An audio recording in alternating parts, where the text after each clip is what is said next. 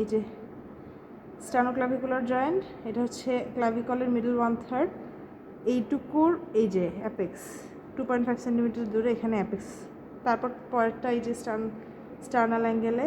এবার এই যে থার্ড পয়েন্ট যেটা, এটা জিপি স্টার্নাল জয়েন্টে আর যাবে না, এটা হচ্ছে fourth costal cartilage. Coastal cartilage কীভাবে গুনবো, এই যে এটা হচ্ছে আমার স্টার্নাল অ্যাঙ্গেল, তাই তো ফোর্থ এটাই না? ফোর্থ, সেকেন্ড থার্ড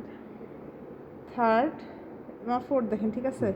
এখানে আমার fourth costal cartilage, four costal space then point then 3.5 centimetre দূরে six costal cartilage, 6 costal cartilage, but এটা sternal angle 4 centimetre plate 4 centimetre, তো আরও দূরে হয়ে যায়। না এখানে দেন, এটা স্টার্নাল 4 সেন্টিমিটার।